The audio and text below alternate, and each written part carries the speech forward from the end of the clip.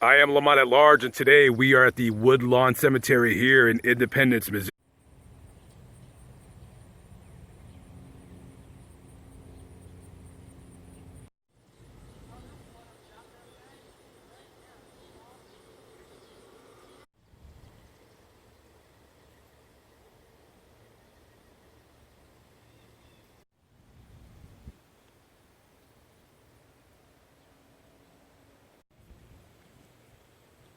Sarah Elizabeth Negro, January 19th, 1979 to April 26, 2013. Devoted and loving wife, mother, daughter, sister, and friend. I was reading Sarah's obituary, and it said that she had signed up to become a Missouri Highway Patrol officer. She completed the program, the academy, graduated and everything, and was set to get started in her new career, and she just couldn't bring herself to do it. She couldn't bring herself to have to arrest people and put them in jail. And, you know, I do believe that being a law enforcement officer is a difficult job, because simply for the fact that we are a nation of laws and such. But at the end of the day, you're taking somebody's freedom away from them. Not a job a lot of people can do. It just takes a certain psychological mind, perhaps. Somebody who, maybe they don't feel bad about, possibly putting somebody away for a long, long time. But that's neither here nor there. She is buried alongside with her baby, Anthony Michael.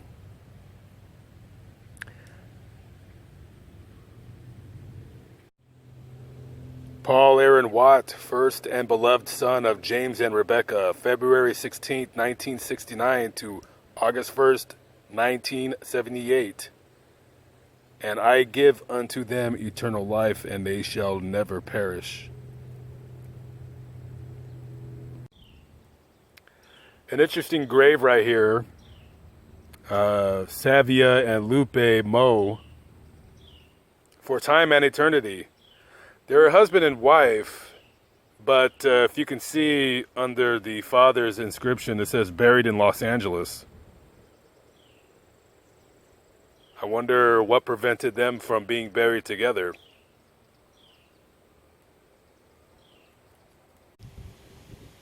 Tucker TALAILEVA Samoa Anderson, November 21st, 2008 and to April 11th of 2009. If you can see the little marker above Tucker's name, it says gift of life, donor, organ, eye, tissue,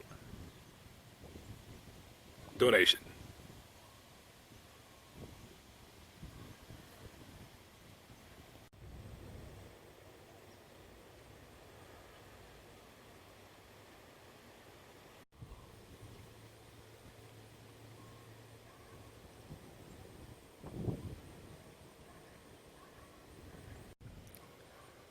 Anthony Tony M. Dingen, November 14th, 1962 to August 23rd, 1979. And there's a marker right here. Tony's dad, Jos Dingen Mainhorst, August 6th, 1941 to October 27th, 1966. Cremated 1980, brought home from Holland.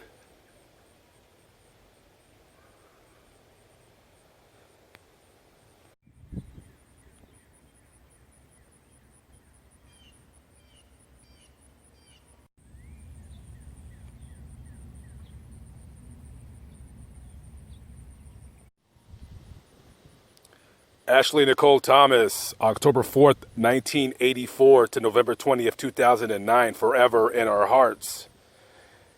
And as you notice, there's a couple names in the middle of the stone. One is baby Daryl, September 8th, 2007, and baby Amya McKenzie, November 20th, 2009. So Ashley was sitting in a car with her boyfriend, the father of the unborn baby, Daryl Pickens, and there was a third friend in the back when two males approached the car, pulled out a gun, and started firing. Daryl was struck about 7 times. Ashley was struck 2 times, one of the bullets hitting her in the head, basically killing her instantly. They took her to the hospital to try to save the baby, but the doctors were unable to do so. Daryl, the father, ended up surviving his wounds.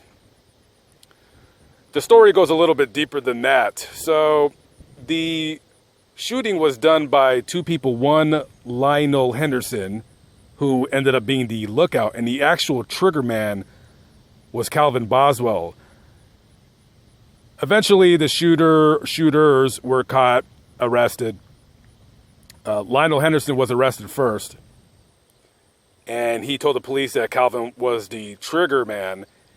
And the police asked him why Calvin shot and killed Ashley and shot Daryl Pickens.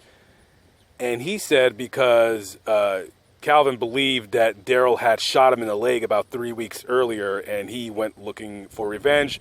Somebody seen Daryl sitting in a car, and they went and called Calvin and said, hey, this dude that you're looking for is sitting in a car outside so-and-so apartments. When Daryl was in the hospital recovering from being shot 7 times, the murderer, Calvin, calls the hospital and threatens that when he gets out of the hospital that he's going to kill him. Calvin also called his accomplice, the lookout, Lionel, and he wasn't there because he was already in jail for the murder. And he told Lionel's mother that he's going to kill her and him. So we're dealing with a deranged psychopath, deranged lunatic. Thank God he is arrested, convicted of 2 counts of first-degree murder, and also attempted murder for shooting the boyfriend 7 times. The lookout ended up getting 8 years in prison because they needed him to testify against the actual shooter, which is Calvin Boswell. Calvin ended up getting a double life sentence plus 30 years for shooting Daryl and also the friend of theirs in the back. He had a bullet wound to the neck, just grazed him.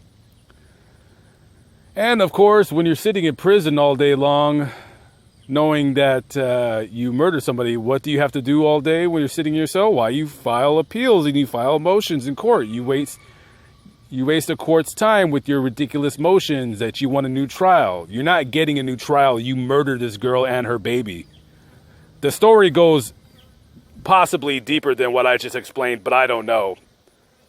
I don't know. There's more to it, I imagine. This just isn't a story of this and that. There's a lot more to it. But unfortunately, this girl lost her life and her baby. And who knows what the real reason is.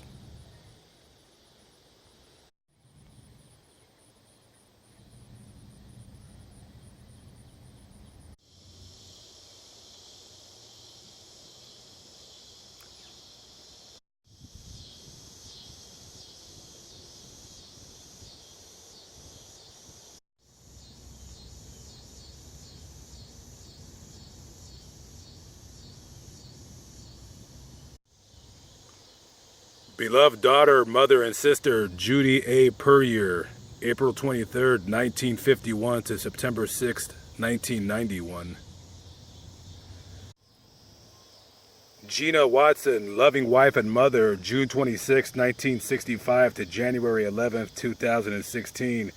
Miss Watson was 49 years old when she was killed in a car accident. Her car crashed into the back of a tractor trailer as it was merging onto the freeway. She died at the scene.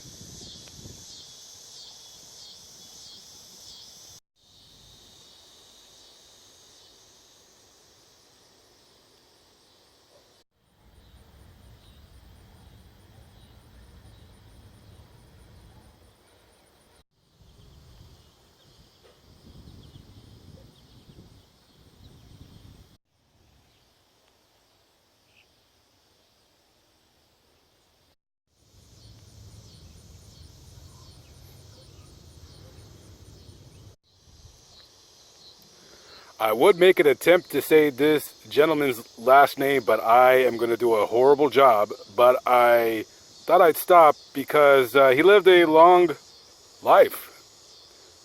He almost lived to be 108. And if you look closely, look at that hair. That guy has all that long hair right there. That's what I'm talking about. Heck yeah. It's always mystified me. I'll see guys in their, I swear they look like in their 80s, and they got this head of hair that makes me jealous because hair left me a long time ago. But I think that's awesome. That guy had all that hair at that age, and you don't see many people born in the 1800s. You know, and even, you know, he died almost 20 years ago, but that's awesome. In loving memory of our son, brother, uncle, and friend, Damon D. Haynes, August 23rd, 1977, August 2nd, 2016.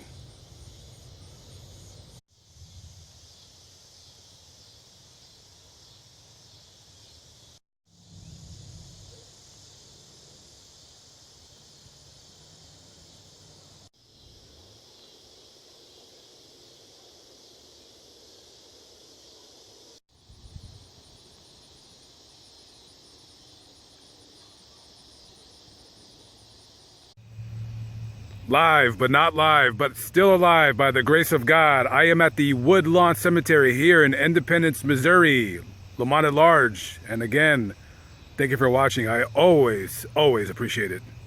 Peace out.